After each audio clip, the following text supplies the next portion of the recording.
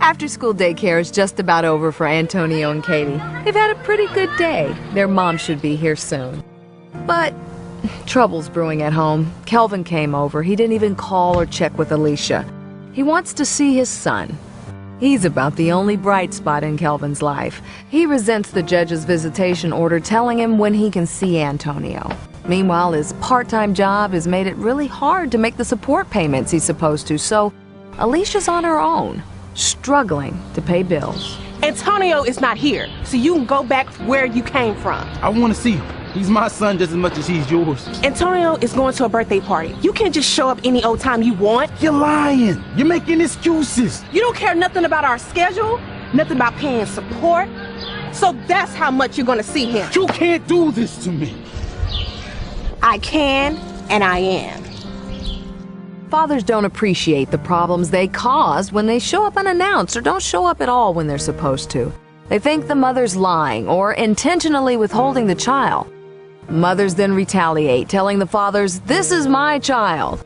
Fathers need to stick to the schedule so the mother and child are ready when he comes, lowering the tension level for everyone and making visitation go smoothly. Mothers, you need to remember, this child also has a father. Katie's mom and dad argue about how much time they get with their little girl. Seems like every time Jake wants Katie to spend the weekend, Whitney comes up with a reason why she can't go. She's jealous of the good relationship Katie has with Jake's girlfriend. Hey, Katie! Where is she? She's here. He can use it. I'm here to pick up Katie. Well, she's not going. I made plans for her to go to my family reunion a month ago. Her favorite friends invited her to sleep over. I said she could. Besides, I'm sure you have someone else who can go with you. So that's the reason. I don't want her around Katie. They get along fine. She's telling her things, messing her up, and then I'm the one that's got to deal with She it. comes home happy, and you can't deal with that. You don't want anyone to move on and be happy.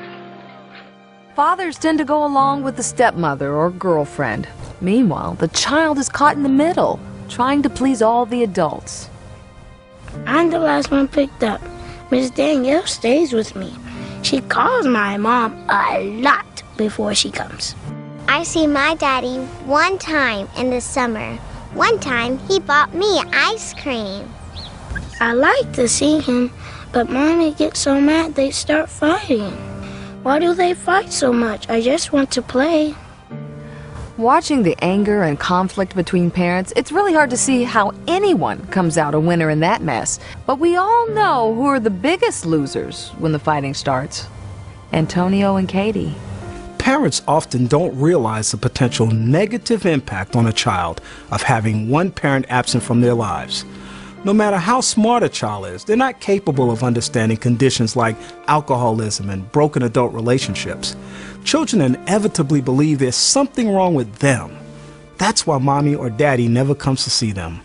This is true even when the custodial parent tells the child the absent parent does love them.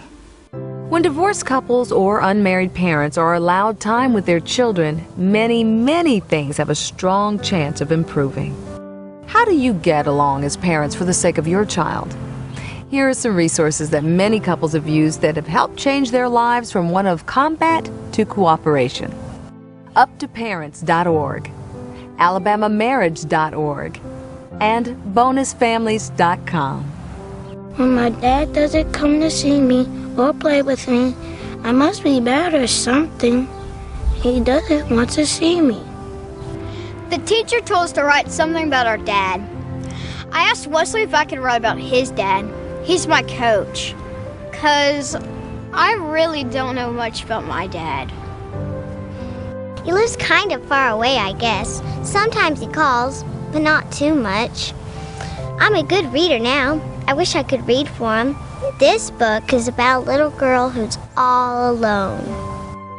Fatherhood facts. In the 1950s, 80% of all American children grew up in a home with both a mom and dad who were married to each other. Today, that's dropped to 50%. Divorced and unmarried parents having babies have dramatically altered children's lives. And does that mean that all children really need is one parent? No. Mothers often say they can be both mother and father for a child, but statistics show otherwise. Children need both parents to develop into healthy adults. Children from father-absent homes are 5 times more likely to live in poverty, 3 times more likely to fail in school, and 2 to 3 times more likely to develop emotional and behavioral problems, and 3 times more likely to commit suicide. The chief predictor of crime in a neighborhood is the percentage of homes without fathers. Up to 70% of adolescents charged with murder are from fatherless homes. Up to 70% of long-term prison inmates grew up with no dad in their home. Re-engaging fathers will change lives. Non-custodial parents are far more likely to pay child support if they spend time with their children. And performance and productivity in school increases when both parents are involved. In courts across Alabama, it's very common for there to be 2 separate decisions. 1, dealing with the amount and schedule for child support, and 2, visitation rights or parenting time. Just because a parent doesn't pay child support doesn't mean visitation time should be canceled. We've learned the 2 are very closely related. When a non-custodial parent has opportunities to spend meaningful time with their children, they're much more likely to pay child support and be a part of that child's life. At the same time, the children do better knowing they have 2 parents who care about them. So what can a non-custodial parent do to get the ball rolling? Send a postcard or an email to your child, establishing regular contact. Hopefully, this will lead to parenting time in person. And one more thing. If a custodial parent digs in their heels and won't let the children visit their biological father or mother, many children will later turn against the custodial parent. The custodial parent can also encourage the non-custodial parent to be a part of their child's life by telling the non-custodial parent what the child is doing at home and in school, and then encouraging the child to do the same. Both parents should avoid saying negative things about the other parent in front of the child. Just think how that makes the child feel. We realize none of these steps are easy, but that's why we're here to help you, and that helps your children. I have the right to be treated as an important human being with unique feelings, ideas, and desires. I have the right to a sense of security and belonging from a loving and nurturing environment.